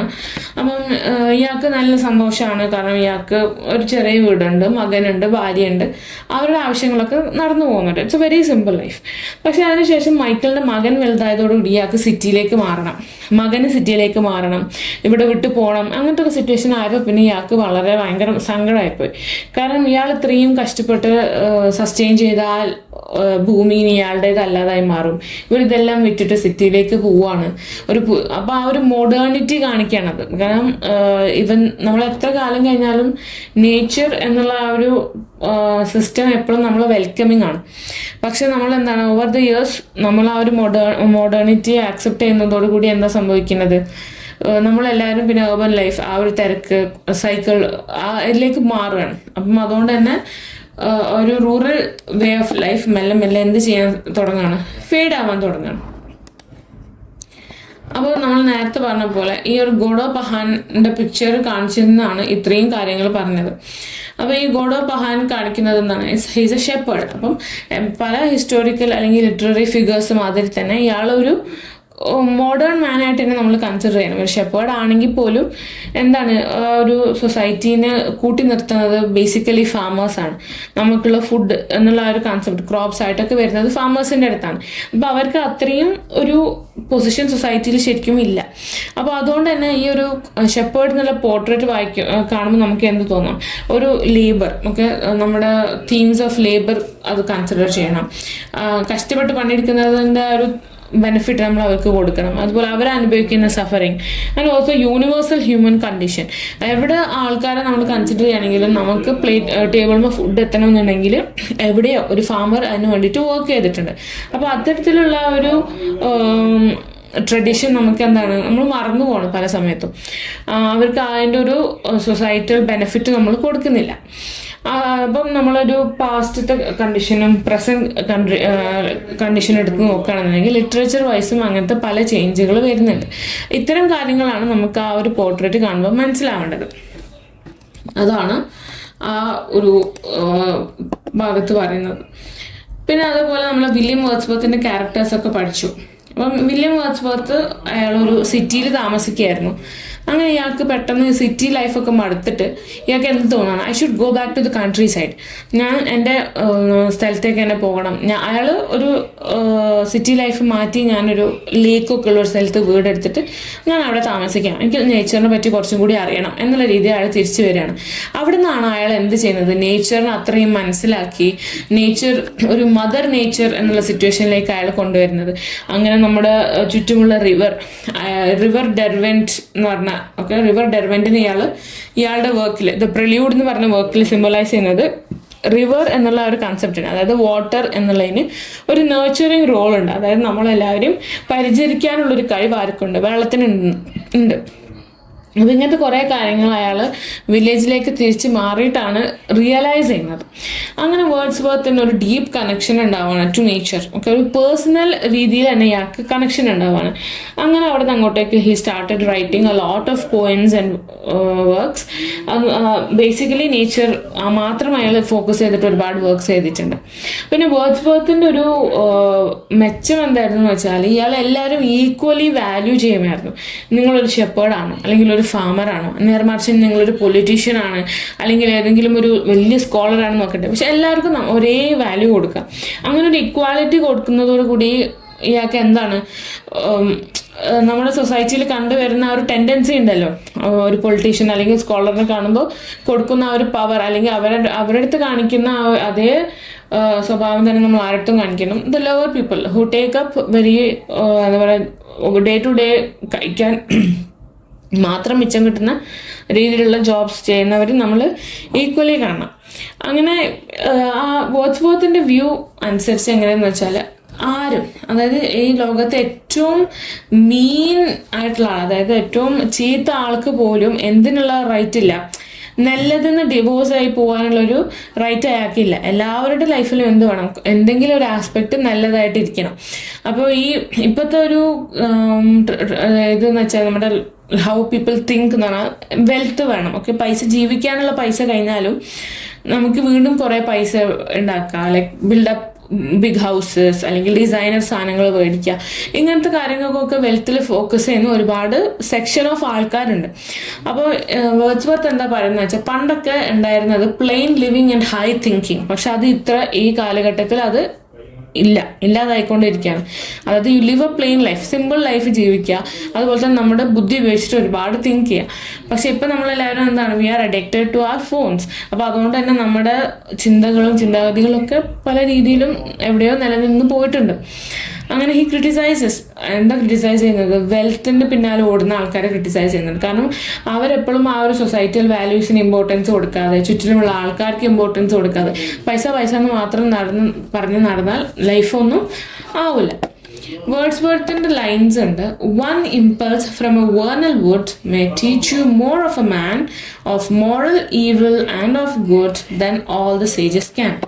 അപ്പോൾ അത് എന്താ പറയുന്നതെന്ന് വെച്ചാൽ, വേർണൽ വുഡ് എന്ന് പറഞ്ഞാൽ ഈ സ്പ്രിംഗ് സീസൺ, അതായത് തിരിച്ച് പ്ലാന്റ്സ് ഒക്കെ വരുന്ന സമയത്തുള്ള ചെറിയൊരു മരക്കൊമ്പായാൽ മതി. ആ മരക്കൊമ്പ് നമുക്ക് ചിലപ്പം നമ്മളിങ്ങനെ നേച്ചറിലേക്ക് ഇറങ്ങുക, എന്നിട്ട് അങ്ങനെ പല ഫ്ലവേഴ്സ് കാണുമ്പോഴോ അല്ലെങ്കിൽ ഈ പറഞ്ഞ പോലെ ഏതെങ്കിലും ഒരു ചെറിയ മരക്കൊമ്പ് കാണുമ്പോഴൊക്കെ നമുക്ക് എന്തെങ്കിലും ഒരു ഇൻസ്പിറേഷൻ കിട്ടും, അല്ലെങ്കിൽ ഒരു സഡൻ ഫീലിംഗ് കിട്ടും. ഓക്കെ, ഇത് നല്ല ഭംഗിയുണ്ട് കാണാൻ, അല്ലെങ്കിൽ ഇതിനെപ്പറ്റി എന്തെങ്കിലുമൊക്കെ എനിക്കൊരു എക്സ്പീരിയൻസ് എന്നുള്ള നിലയ്ക്ക് ആ ഒരു ചെറിയ വുഡിന് പോലും എന്തെങ്കിലുമൊക്കെ ചെയ്യാൻ സാധിക്കും. May teach you more of man, എന്തിനേക്കാൾ കൂടുതൽ ആൾക്കാർ നമുക്ക് ചുറ്റിലും പഠിപ്പിക്കുന്നതിനെക്കാട്ടിലും. കാരണം നമ്മുടെ ഉള്ളിലുള്ള ഇമോഷൻസ് റെഗുലേറ്റ് ചെയ്യാനൊക്കെ ശരിക്കും നേച്ചർ തന്നെയാണ് ഏറ്റവും ബെസ്റ്റ് ഓപ്ഷൻ. വെറുതെ പോയിട്ടൊന്ന് ബീച്ചിലിരിക്കുക അല്ലെങ്കിൽ പാർക്കിലിരിക്കുക എന്ന് പറയുമ്പോൾ നമ്മുടെ ഉള്ളിലുള്ള പല തോട്ട്സും നമുക്ക് എന്ത് ചെയ്യാൻ പറ്റും? ഡിസോൾവ് ചെയ്യാൻ പറ്റും. And the next line, of moral evil and of good, അതായത് ഈ മൊറാലിറ്റി, തെറ്റെന്ത് ചീത്ത എന്ത് എന്നുള്ളതൊക്കെ പഠിപ്പിക്കുന്നതിന് ഏറ്റവും ബെസ്റ്റ് നേച്ചർ തന്നെയാണ്. Then all the sages can. Sage എന്ന് പറഞ്ഞാൽ വലിയ ഫിലോസഫേഴ്സ് ഒക്കെ ആണ്, അതിനാണ് സേജസ് എന്ന് പറയുന്നത്. അപ്പോൾ ഇവർക്കൊക്കെ നമ്മുടെ പറഞ്ഞ് മനസ്സിലാക്കി തരുന്നതിനേക്കാൾ കൂടുതൽ നമ്മൾ നേച്ചറിലേക്ക് ഇറങ്ങി നമ്മുടെ കണ്ണുകൊണ്ട് തന്നെ നമ്മൾ കാണുകയാണെന്നുണ്ടെങ്കിൽ അതിൽ എന്തിനുള്ള ഓപ്ഷൻ ഉണ്ട്? നമുക്ക് കുറച്ചും കൂടി കൂടുതൽ പഠിക്കാനും കുറച്ചും കൂടുതൽ നമ്മുടെ ഇമോഷൻസ് ഒക്കെ റെഗുലേറ്റ് ചെയ്യാനും ഉള്ളൊരു ഫ്രീഡം ഉണ്ടെന്നാണ് വേർഡ്സ്വർത്ത് ഈ ലൈൻസിലൂടെ പറയുന്നത്. നമുക്കറിയാവുന്ന പല ഫിഗേഴ്സ്, അതായത് ഗാന്ധിജി ആകട്ടെ, ചാണക്യ ആകട്ടെ, വാൽമീകി, വ്യാസ, ഇവരൊക്കെ എന്താ ചെയ്തിരുന്നത്? അവർക്ക് ഒരു ഇൻസ്പിറേഷൻ കിട്ടാൻ, അല്ലെങ്കിൽ അവരുടെ ഒരു സോളിറ്റ്യൂഡ് എന്ന് പറയുന്നത് അവര് ഈ ക്രൗഡിൽ നിന്നൊക്കെ മാറി നിന്ന് അവരുടെ സ്വന്തം കാര്യങ്ങൾ ഒക്കെ നോക്കാൻ. സോളിറ്റ്യൂഡ് എന്ന് പറഞ്ഞാൽ ഒറ്റയ്ക്ക് ഇരിക്കുന്നതാണ്. അപ്പോൾ അതിന് അവർ കൂടുതൽ ഇമ്പോർട്ടൻസ് കൊടുത്തിരുന്നു. ഇപ്പം പൈതഗോറസ് ആൻഡ് എമേഴ്സൺ, ഇത് രണ്ടും അതേപോലത്തെ, ഇവർ രണ്ടുപേരും നമ്മൾ ഫേമസ് ഫിഗേഴ്സാണ്, ഗ്രേറ്റ് ഫിഗേഴ്സ് നമുക്ക് പറയാം. അപ്പോൾ ഇവരും എന്താ പറയുന്നത്, നമ്മൾ ത്രൂ ഔട്ട് ദ ഡേ നമുക്കായിട്ട് കുറച്ച് സമയം നമ്മൾ മാറ്റി വെക്കണം. അതിൽ ഏറ്റവും ബെസ്റ്റ് എന്താണെന്ന് വെച്ചാൽ നമ്മുടെ ഇൻഡിവിജ്വാലിറ്റി ബാലൻസ് ചെയ്യാൻ വേണ്ടിയിട്ട്, അക്കോർഡിംഗ് ടു എമേഴ്സൺ, നമ്മുടെ ഇൻഡിവിജ്വാലിറ്റി നമുക്ക് ബാലൻസ് ചെയ്യണമെന്നുണ്ടെങ്കിൽ എന്ത് ചെയ്യണം? നമ്മുടെ ആ സൊസൈറ്റിയിൽ നമ്മുടെ ഒരു ഫാമിലി ആയിട്ട് നമ്മൾ വീട്ടിൽ നിൽക്കുമ്പോൾ നമുക്ക് പല പല പണികളുണ്ട്. പക്ഷെ നമ്മളെ മറക്കാതെ നമുക്കും കുറച്ച് ടൈം മാറ്റി വെച്ചിട്ട് അത് നേച്ചറിൽ സ്പെൻഡ് ചെയ്യുക. അപ്പം നമ്മളൊരു മാറി നിന്ന് എവിടെയെങ്കിലും, ഇപ്പം നമ്മൾ വീട്ടിലാണെങ്കിൽ പോലും ജനലൊക്കെ തുറന്നിട്ട് just look outside, take a deep breath, അങ്ങനെ അതിന് കൂടുതൽ ഇമ്പോർട്ടൻസ് കൊടുക്കണം എന്നാണ് വേർഡ്സ്വർത്ത് പറയുന്നത്. പിന്നെ നിങ്ങളുടെ ബുക്കിലൊരു പിക്ചർ ഉണ്ട്, woman holding a string instrument.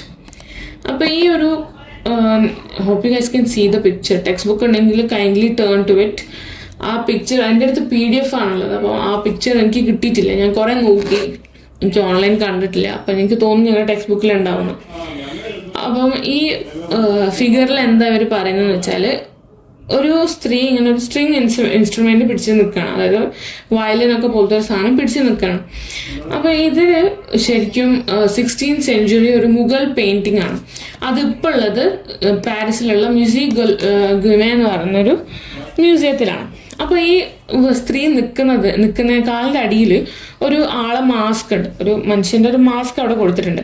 അതിന് ഹെവി ഫീച്ചർ, അതായത് പല്ലിൻ്റെ ഭാഗത്ത് 2 ഷാർപ്പായിട്ട് ടീത്ത് കൊടുത്തിട്ടുണ്ട്. ഒരു സാഡ് അപ്പിയറൻസ് ആണ് ആ സ്ത്രീക്ക് കൊടുത്തത്. അപ്പം ഇതിനൊരു ഇമ്പോർട്ടൻസ് എന്താന്ന് വെച്ചാൽ, ഒരു സ്ത്രീ ആളെ മാസ്കിൻ്റെ മീൻസ് ഒരു ആണിൻ്റെ മാസ്കാണ് അത്, it's A mask of a മാൻ. അപ്പോൾ ആ മാൻ്റെ മാസ്കിൻ്റെ മുകളിൽ കയറി നിൽക്കാന്ന് പറയുമ്പോൾ അന്നത്തെ കാലം അതൊരു റെഫോർമേഷനായിട്ട് വേണമെങ്കിൽ നമുക്ക് കൺസിഡർ ചെയ്യാം. കാരണം സ്ത്രീകൾക്ക് വേണ്ടത്ര പവറൊന്നും കൊടുക്കാത്തൊരു കാലഘട്ടമാണ് 16th സെഞ്ച്വറി എന്നൊക്കെ പറഞ്ഞാൽ. അപ്പോൾ ആ സമയത്തും എനിക്ക് ഒരു മനുഷ്യനെയും പേടിയില്ല. ഓക്കെ, അയാളുടെ മാസ്കിൻ്റെ മുകളിലും എനിക്കിഷ്ടമുള്ളത്, that is her string instrument, ആ ഇൻസ്ട്രുമെൻറ്റ് ഞാൻ കളിക്കും, ഒക്കെ അല്ലെങ്കിൽ വായിക്കും എന്ന് കാണിക്കുന്ന ഒരു ഫിഗറായിട്ടാണ് ഈ സ്ത്രീനെ അവിടെ കാണുന്നത്. അത് ആ ഒരു പെയിൻറ്റിങ് നോക്കുമ്പോൾ നമുക്ക് ഗുജറാത്ത് സ്കൂൾ ഓഫ് ആർട്ടിൻ്റെ ഇൻഫ്ലുവൻസ് കാണാം. അപ്പോൾ ഗുജറാത്ത് സ്കൂൾ ഓഫ് ആർട്ട് എന്താന്ന് പറഞ്ഞാൽ, അവരെന്താ വിശ്വസിച്ചിരുന്നതെന്ന് വെച്ചാൽ, പെയിന്റിങ്ങിൽ കുറച്ചൊക്കെ നമ്മൾ ലൗഡ് ആയിരിക്കണം, അതായത് കളേഴ്സ് നല്ലപോലെ യൂസ് ചെയ്യണം, കുറച്ചും കൂടി വിവിഡായിട്ട് മീൻസ് നമ്മൾ കാണുമ്പോൾ തന്നെ പല വൈബ്രൻറ്റ് കളേഴ്സ് കൊടുക്കുക, അതുപോലെ വരക്കുമ്പോൾ കുറച്ചുകൂടി സ്ട്രോങ് ഔട്ട്ലൈൻ കൊടുക്കുക. ഇങ്ങനത്തെ കാര്യങ്ങളൊക്കെ ഗുജറാത്ത് സ്കൂൾ ഓഫ് ആർട്ടിന് ഇമ്പോർട്ടൻസ് ആയിരുന്നു. അപ്പോൾ ആ ഒരു പെയിന്റിങ് കാണുമ്പോൾ നമുക്ക് എന്ത് മനസ്സിലാവും, ഇത്തരം ഉള്ള ഒരു ട്രഡീഷൻ ഫോളോ ചെയ്തിട്ടാണ് അതും പെയിന്റ് ചെയ്തിട്ടുള്ളത്. അപ്പോൾ ഒരു ഗുജറാത്ത് സ്കൂൾ ഓഫ് ആർട്ടിൻ്റെ ഇൻഫ്ലുവൻസ് നമുക്ക് അതിൽ കാണാൻ പറ്റും. പിന്നെ ഇതിന് വേറൊരു എന്താ പറയുക കമ്പാരിസൺ പോകുന്നതെന്ന് വെച്ചാൽ, woman standing on a man's mask symbolises subjugation, a motif traceable to South Indian Shiva iconography. ഈ ശിവ ഇങ്ങനെ ഡാൻസ് കളിക്കുക, ഒരു ഡ്വാഫിന്റെ മുകളിൽ, അതായത് അധികം ഹൈറ്റ് ഒന്നും ഇല്ലാത്ത ഒരാളുടെ മുകളിൽ ഇങ്ങനെ ഡാൻസ് കളിക്കുന്ന ഒരു പൊസിഷൻ ഉണ്ട്. നിങ്ങൾ പല സ്ഥലത്തും കണ്ടിട്ടുണ്ടാവും. ഇങ്ങനെ just second I show you that. Shiva നിൽക്കുന്നതും അതേപോലെ തന്നെ ഒരു ഡോഫിന്റെ മോളാണ്.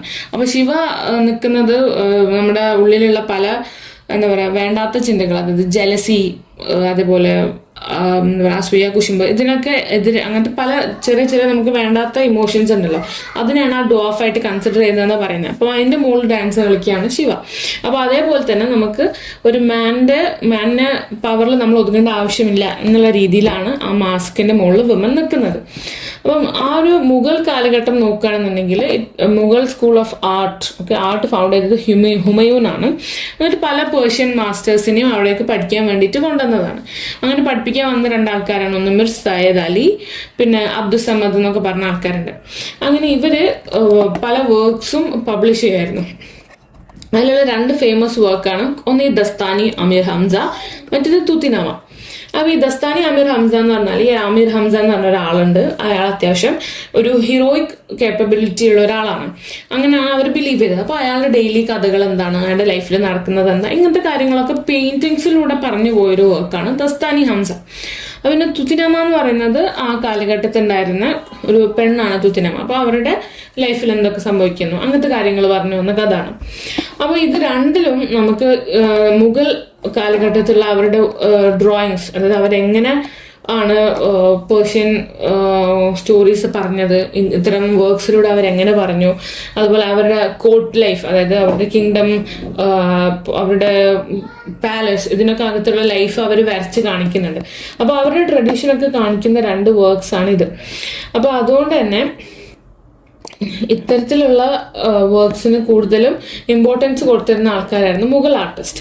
അതുപോലെ ഇവരുടെ വർക്ക്സിൽ നോക്കുമ്പോൾ ഈ സോൾജേഴ്സിന് എല്ലാവർക്കും ഒരു മോംഗലോയിഡ് ഇൻഫ്ലുവൻസ് ആണ്. അതായത് ഇപ്പോഴത്തെ മംഗോളിയൻ ആൾക്കാർ, അതുപോലെ ഈ ചൈനീസ് ഏഷ്യൻ ആൾക്കാരുണ്ടല്ലോ, കുറച്ച് പരന്ന മുഖം, ഫ്ലാറ്റ് നോസ് ഒക്കെ ആയിട്ടുള്ള ചെറിയ കണ്ണുള്ള ഗ്രൂപ്പ് ഓഫ് ആൾക്കാരാണ് ഉണ്ടാവുക. അപ്പോൾ അതിന് നമുക്ക് എന്ത് മനസ്സിലാക്കാം, മുഗൾ എംപറേഴ്സിന്റെ ഇടയിൽ സോൾജേഴ്സ് ആയിട്ടുണ്ടായിരുന്നത് ഇത്തരം ഏഷ്യൻ ആൾക്കാരായിരുന്നു. പിന്നീട് മുഗൾ ആർട്ടിലേക്ക് യൂറോപ്യൻ ഇൻഫ്ലുവൻസ് വരാണ്. ജെസ്വിറ്റ് മിഷൻ, അക്ബർ ചക്രവർത്തിന്റെ കോർട്ടിലേക്ക് ഈ ജെസ്വിറ്റ് മിഷൻ വരാണ്. ജെസ്വിറ്റ് മിഷൻ എന്ന് പറഞ്ഞാൽ ഈ ജീസസിനെ ഫോളോ ചെയ്യുന്ന ആൾക്കാരാണ് ജെസ്വിറ്റ്. അപ്പോൾ ഇവർ അവരുടെ ബൈബിളും അവരുടെ ബിലീഫുകളൊക്കെ സ്പ്രെഡ് ചെയ്യാൻ വേണ്ടിയിട്ടാണ് അക്ബറിന്റെ കോർട്ടിലേക്ക് വരുന്നത്. അങ്ങനെ അക്ബർ ഇവരെ റിസീവ് ചെയ്യുന്നത് ഒരു കാരണം എന്താണെന്നും കൂടി വെച്ചാൽ, നമ്മൾ വെറും ഒരു ഇന്ത്യൻ കൾച്ചർ എന്നുള്ള നിലയ്ക്ക് നമ്മൾ ഒതുങ്ങിക്കൂടാൻ പാടില്ല. അപ്പം കുറച്ചും കൂടി നമ്മൾ ഇൻഫ്ലുവൻസ്ഡ് ആവണം. യൂറോപ്യൻ ആർട്ട് എങ്ങനെയാണ്, അതുപോലെ അവരുടെ ചിന്താഗതികൾ എങ്ങനെയാണ്, അവരെ എന്തൊക്കെ കാര്യങ്ങൾ വിശ്വസിക്കുന്നത്, ഇങ്ങനത്തെ പല കാര്യങ്ങളും അറിയാൻ വേണ്ടിയിട്ടാണ് അക്ബർ ഇവരെ സ്വീകരിക്കുന്നത്. അങ്ങനെ അക്ബറിന് ഒരു ബൈബിളൊക്കെ ഗിഫ്റ്റായി കിട്ടി. അതിനുശേഷം പിന്നെ ജഹാംഗീറിന്റെ കോർട്ടിലെ പെയിന്റിങ്സ് നോക്കുകയാണെന്നുണ്ടെങ്കിൽ അയാളുടെ അടുത്ത് തന്നെ ജീസസ് ക്രൈസ്റ്റിന്റെ ഫോട്ടോ അവരുടെ പല ഭാഗത്തും അയാളുടെ പോർട്രേറ്റിന്റെ കൂടെ ഒക്കെ കാണാൻ പറ്റിയിട്ടുണ്ട്. അപ്പോൾ എന്താ, ജഹാംഗീർ ഒരു ക്രിസ്ത്യൻ ഇമേജറി, ക്രിസ്ത്യാനിറ്റിയും ജഹാംഗീറും തമ്മിലുള്ള ഇൻട്രസ്റ്റുകളാണ് അത് കാണിക്കുന്നത്. അതേപോലെ തന്നെ മറ്റേ ലൈല മജ്നുവിന്റെ സ്റ്റോറി ഉണ്ടല്ലോ. അപ്പം ഈ ഒരാൾക്ക് ഇതുപോലെ ലൈലനെ ഭയങ്കര ഇഷ്ടമായിരുന്നു. പക്ഷെ സൊസൈറ്റൽ പ്രഷറും ഫാമിലി പ്രഷറും കാരണം ഇവർക്ക് ഒന്നിക്കാൻ കഴിയില്ല. അങ്ങനെ ഇയാൾക്ക് ആകെ ഭ്രാന്തായി പോകണം. That's how he becomes Majnun. അങ്ങനെ ഇയാൾ മജ്നൂനായി മാറുന്നു. അങ്ങനെ ഇയാളുടെ ഹോസും കൊണ്ട് കുറേ നടന്ന് ഇയാൾ ഈ കാണുന്ന പിക്ചർ മജ്നൂൻ വിത്ത് ആൻ ഇമാസിയേറ്റഡ് ഹോസ്. അപ്പോൾ ഈ ഇതിൽ കാണുന്ന ഹോസിനെ കാണാൻ നിങ്ങൾക്ക് മനസ്സിലാവും കുതിര ആകെ വികൃതമായിട്ടുണ്ട്. കാരണം ഇയാൾ ആവശ്യത്തിനുള്ള തിന്നാനും കിട്ടാതെ കുടിക്കാനൊന്നും കിട്ടാത്തൊരവസ്ഥയിൽ ഹോസ് എത്തിച്ചിട്ടുണ്ട്. അതിൻ്റെ ഇപ്പുറത്തന്നുള്ളതാണ് മജ്നൂൻ. അപ്പോൾ ഇയാൾക്ക് ആ ഒരു പ്രേമം തലക്ക് പിടിച്ച് നടക്കാതെ ആയതോടുകൂടി ഇയാൾ എന്തായി മാറാണ്, ഒരു mad man. He acts like A mad മാൻ. ആ പിക്ചറാണിത്. അപ്പോൾ ഇത് വരച്ചത് ഇസ് ഇന്ത്യൻ ആർട്ടിസ്റ്റ് കോൾഡ് ബസാവൻ. അപ്പോൾ യൂറോപ്യൻ ടെക്നിക്സ്, കാരണം ആ മുഗൾ എംപററിൻ്റെ സമയത്ത് തന്നെയാണ്. അപ്പം യൂറോപ്യൻ ടെക്നിക്സ് ഒക്കെ കുറച്ചും കൂടി ഇൻകോർപ്പറേറ്റ് ചെയ്തിട്ടാണ് ഈ വർക്ക് എഴുതിയത്. പിന്നീട് അങ്ങോട്ടേക്ക് കുറച്ച് കാലം കഴിഞ്ഞപ്പോൾ ജർമ്മൻ ഇൻഫ്ലുവൻസ് വരാൻ തുടങ്ങി. അതാണ് ആൽബ്രറ്റ് ഡ്യൂറർ. ഇതാണ് ആൽബ്രറ്റ് ഡ്യൂറർ.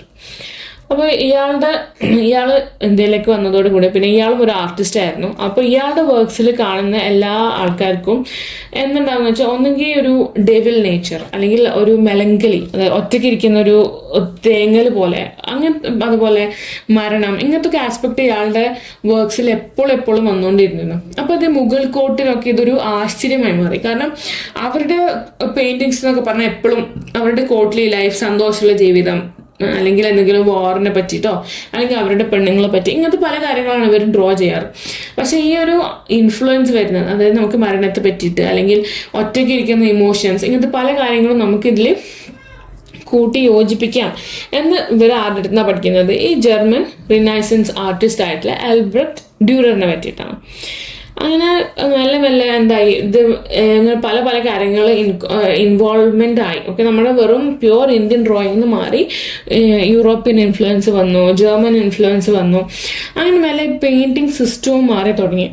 അതിലുള്ള ഒരു പല പെയിൻറ്റിങ്സ് എടുത്ത് നോക്കിയാൽ മനസ്സിലാവും. ഒന്ന് അബ്ദുൽ ഹസാൻ എന്ന് പറഞ്ഞ ഒരാളുടെ പെയിൻറ്റിങ് ഉണ്ട്, ഒരു മുഗൾ ആർട്ടിസ്റ്റ് ആയിരുന്നു. അങ്ങനെ ഇയാൾ എന്താണ് ഈ ഡ്യൂററിൻ്റെ സെയിൻറ്റ് ജോൺ ഓഫ് ക്രോസ് എന്ന് പറഞ്ഞൊരു വർക്കിൽ നിന്ന് ഇൻഫ്ലുവൻസ്ഡ് ആയിട്ട് ഇയാൾ പെയിൻറ്റിങ്സ് നടത്തി. അതുപോലെ കേശവദാസ് എന്ന് പറഞ്ഞൊരു പെയിൻറ്റർ എന്താണ് സെയിൻറ്റ് മാത്യു എന്ന് പറഞ്ഞ പെയിൻറ്ററിൻ്റെ വർക്ക്സ് മെല്ലെ ഇൻഫ്ലുവൻസ് ചെയ്യും. ഓക്കെ, അങ്ങനെ ഫുള്ളി കോപ്പി ചെയ്യാന്ന് പറയാൻ പറ്റില്ല, കുറച്ചൊക്കെ അവിടുന്ന് ഇവിടുന്ന് ഇൻഫ്ലുവൻസ്ഡ് ആയിട്ട് ചെയ്തു. അതുപോലെ മഡോണ ആൻഡ് ചൈൽഡ് എന്ന് പറഞ്ഞ ഒരു പെയിൻറ്റിംഗ് ഉണ്ട്, വിൻസർ കാസിൽ, യൂറോപ്പിലുള്ള ഒരു കാസിലാണ്. അപ്പോൾ അതിൽ നിന്ന് കുറച്ചും കൂടെ ഒക്കെ ഇൻഫ്ലുവൻസ്ഡ് ആയിട്ട് മുഗൾ സ്റ്റൈലിലേക്ക് അവർ അതൊക്കെ നോക്കി കോപ്പി ചെയ്തു. അങ്ങനെ പല പല ഇൻഫ്ലുവൻസുകൾ വരുന്നുണ്ട്. അപ്പോൾ അവിടെ നിന്ന് അങ്ങോട്ടേക്ക് എന്തായി മാറി, ഈ ഇവരുടെ ജഹാംഗീർ, അക്ബർ, ഇവരുടെ ഒക്കെ പോർട്രേറ്റുകൾ വരയ്ക്കുമ്പോൾ പോലും ഇത്തരമുള്ള ഫീച്ചേഴ്സൊക്കെ അതിൽ ഇൻകോർപ്പറേറ്റ് ചെയ്യാൻ തുടങ്ങി. നോർമലി മുഗൾ പോർട്രേറ്റ് എന്ന് പറയുമ്പോൾ ഇപ്പോൾ ഈ കാണുന്ന പോലെ ആയിരിക്കും, ഈ ദസ്താനി, അമീർ ഹംസ ഒക്കെ പോലെ ഒരു 2D പിക്ചർ ആയിരിക്കും. അതിലെല്ലാ ആൾക്കാരും ഫോട്ടോസൊക്കെ വരും, പക്ഷെ അതിലൊരു ഡെപ്ത് ഒന്നും ഉണ്ടാവില്ല. പ്യുവർ പെയിൻറ്റിങ്, ഒരു 2D പോലെ തന്നെയുള്ള പെയിൻറ്റിങ്സ് ആയിരിക്കും. പക്ഷെ മെല്ലെ മെല്ലെ അതൊക്കെ ഒരു ഷാഡോസ് കൊടുക്കാം. അതുപോലെ സ്ത്രീകളുടെ ഡ്രസ്സിന് ആ ഒരു പ്ലീറ്റൊക്കെ ഉണ്ടാവുമല്ലോ സ്കേർട്ടിന്, അതൊക്കെ നമുക്ക് പെയിൻറ്റിങ്ങിൽ കാണിക്കാം. ഇങ്ങനത്തെ പല പല ഫാക്ടേഴ്സ് ഇവർ പഠിച്ചു വരാണ് ചെയ്തത്. പിന്നെ റെസ്യൂമെ വെച്ചാൽ ഈ കമ്പയർ ചെയ്യുന്നതിൻ്റെ ഒരു ഭാഗം, നമ്മൾ എങ്ങനെ രണ്ട് സാധനങ്ങൾ കമ്പയർ ചെയ്യണം എന്നുള്ള സ്ഥലത്ത് നിന്നാണല്ലോ നമ്മളിങ്ങനെ പറഞ്ഞ് ഇത്ര എത്തിയത്. അപ്പോൾ അതിൽ E.H. ഗോംബ്രിക് എന്ന് പറഞ്ഞൊരു ക്രിട്ടിക് ഉണ്ട്. അപ്പോൾ ഇയാൾ എന്താ പറഞ്ഞതെന്ന് വെച്ചാൽ, ഇയാളുടെ രഹസ്യമാണ് ദ എവിഡൻസ് ഓഫ് ഇമേജസ്. അപ്പോൾ ഇതിൽ ഇയാൾ എന്താ പറഞ്ഞതെന്ന് വെച്ചാൽ, ഈ ഒരു ആർട്ടിസ്റ്റ് എന്ത് വരച്ചോ അതിന് മൾട്ടിപ്പിൾ ഇൻ്റർപ്രിട്ടേഷൻസ് ഉണ്ടാവും. കാരണം ഓരോരുത്തർക്കും ഓരോ കാര്യങ്ങൾ അതിനെപ്പറ്റി അഭിപ്രായങ്ങളായിട്ട് പറയാം. പക്ഷെ ഇതിനൊക്കെ ഉപരി അതൊക്കെ എന്താ പറയുക, ഇമ്പോർട്ടൻ്റ് ആണ്. ആ ഒരു ഇൻ്റർപ്രിട്ടേഷൻ, അഭിപ്രായങ്ങൾ ഇമ്പോർട്ടൻ്റ് ആണെങ്കിൽ കൂടി അതിന് പുറമെ ഓക്കെ ആ ഒരു ഒറിജിനൽ വർക്ക് ഉണ്ടല്ലോ അതിന് നമ്മൾ ഇമ്പോർട്ടൻസ് കൊടുക്കണം. കാരണം ഏത് ഫീൽഡ് എടുത്താലും, ഇപ്പം ഓർണിത്തോളജി, അതായത് നമ്മളിപ്പോൾ ബേർഡ് വാച്ചിങ്ങിന് പോകുമ്പോൾ ഇപ്പോൾ എന്താണ് ഒരു ബേർഡിനെ കണ്ടാൽ പല ആൾക്കാർക്കും പലത് പറയാനുണ്ടാവും. അതിൻ്റെ പല പല ഫാക്ടേഴ്സ് ആയിരിക്കും ചിലപ്പോൾ ഓരോരുത്തർക്ക് അറിയാം. പക്ഷെ എന്നാലും ഇതെല്ലാം കമ്പൈൻ ചെയ്താൽ എന്താണത് ബേസിക്കലി ആ ഒരൊറ്റ പക്ഷിനെ പറ്റിയിട്ടാണ് പറഞ്ഞുകൊണ്ടിരിക്കുന്നത് എല്ലാവരും. അപ്പോൾ ആ പക്ഷിക്ക് നമ്മൾ എന്ത് ചെയ്യണം, അതിനാവശ്യമുള്ള ഇമ്പോർട്ടൻസ് കൊടുക്കണം. അപ്പോൾ ഈ സയൻസിലേക്ക് പറയുന്ന പോലെ ആർട്ട് നമ്മൾ എത്ര ക്രിട്ടിസൈസ് ചെയ്താലും ഒരു ഫാക്ട് നമ്മൾ അതേപോലെ ആക്സെപ്റ്റ് ചെയ്യണം എന്നാണ് E.H. ഗോംബ്രിക് പറയുന്നത്. പിന്നെ ഈ ഒരു ഇൻ്റർപ്രിട്ടേഷൻ എന്നുള്ളത് വെസ്റ്റേൺ കൺട്രിയിൽ നിന്ന് വന്ന കൺസെപ്റ്റ് ഒന്നുമല്ല. കാരണം ബേസിക്കലി സാൻസ്ക്രിറ്റ് ലിറ്ററേച്ചർ അല്ലെങ്കിൽ സാൻസ്ക്രിറ്റ് വർക്ക്സോ അല്ലെങ്കിൽ ആ പഴയ കാലത്തെ പെയിൻറ്റിങ്സ് ഒക്കെ എടുത്ത് നോക്കുമ്പോഴും എന്താണ് ഈ ഇൻ്റർപ്രിട്ടേഷൻസ് നമ്മുടെ നാട്ടിൽ നിന്ന് നടന്നിരുന്നു. അതൊരു വെസ്റ്റേൺ കോൺസെപ്റ്റ് ഒന്നുമല്ല. അപ്പോൾ അതിലുള്ള 2 എക്സാമ്പിളാണ്. ഒന്ന് കാളിദാസിൻ്റെ ശകുന്തള എന്നുള്ള പെയിൻറ്റിങ് നമുക്ക് എല്ലാവരും അറിയാം. ഇങ്ങനെ കാല് പിടിച്ചിട്ട് തിരിഞ്ഞേക്കുന്ന ആ ഫിഗറാണ് ശകുന്തള. അപ്പം അവളുടെ ആ പോസ്ചർ, അപ്പോൾ ഇതൊരു ഫോട്ടോ എടുക്കുന്ന പോലെ അല്ലല്ലോ അന്നത്തെ കാലം. കുറേ സമയം എടുത്ത് ഒരാൾ ഇരുന്ന് വരയ്ക്കുന്ന പെയിൻറ്റിംഗ് ആണ്. അപ്പോൾ അതിലുള്ള 3 സ്ത്രീകളും അവരുടെ ബിഹേവിയറുകൾ, അതുപോലെ ശകുന്തള തിരിഞ്ഞു നിൽക്കുമ്പോൾ ആ പോസ്ചർ, എക്സ്പ്രഷൻ, അങ്ങനെ ആ ഒരു ഫോറസ്റ്റ് പോലത്തെ ഒരു സറൗണ്ടിങ്, ഇതൊക്കെ വരയ്ക്കണം എന്നുണ്ടെങ്കിൽ അത്യാവശ്യം നല്ല കേപ്പബിലിറ്റി വേണം ആസ് എൻ ആർട്ടിസ്റ്റ്. അപ്പോൾ അതിപ്പം ഞാൻ പോയി കണ്ടിട്ട് എനിക്ക് ഇഷ്ടമായില്ല എന്ന് വിചാരിച്ചാൽ ആ ഒരു ശകുന്തള എന്നുള്ള പെയിൻറ്റിങ്ങിൻ്റെ വാല്യൂ ഒരിക്കലും നമ്മൾ കുറയ്ക്കാൻ പാടില്ല. അതിപ്പോൾ ഒരു പാട്ട് ഒരാൾക്ക് ഇഷ്ടമായില്ല എന്ന് വെച്ചിട്ട് ആ പാട്ട് സക്സസ്ഫുൾ ആവരുതെന്ന് നമുക്ക് പറയാൻ പറ്റില്ലല്ലോ. അതേപോലെ തന്നെയാണ്. അപ്പോൾ അതിൻ്റെ ആ ഒരു ട്രൂ സെൻസ് നമ്മൾ എപ്പോഴും ആക്സെപ്റ്റ് ചെയ്തേ പറ്റുള്ളൂ. അടുത്തതാണ് ഡാൻഡൻസ് ദശകുമാര ചരിത്രം.